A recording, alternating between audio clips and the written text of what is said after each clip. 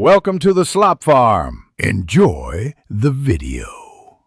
You'll start by enabling the iPhone hotspot and choosing the right connection method. First, verify your carrier and data. Some plans restrict tethering, so confirm access before you proceed.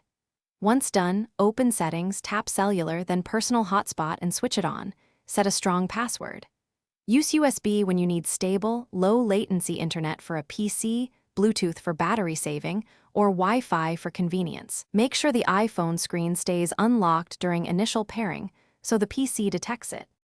Now connect the PC to the iPhone using your chosen method and finalize settings.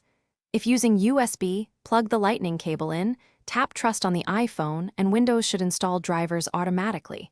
Then select the iPhone as the network adapter. If using Wi-Fi, pick the hotspot SSID on the PC, type the password, and join. Wi-Fi is easiest but may be slower. For Bluetooth, pair devices in Bluetooth settings, then enable access point on the phone. Make sure to disable VPNs that can block tethering traffic. Complete the setup by checking that your PC uses DHCP so it obtains IP and DNS automatically. This prevents common connectivity issues. Once connected, test a web page, and if it fails, toggle personal hotspot off and on. If problems persist, restart both devices and reconnect the cable.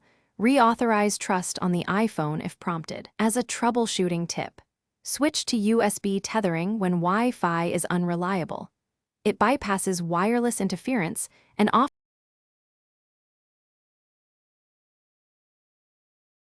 Thanks for watching. Consider subscribing if we helped you today.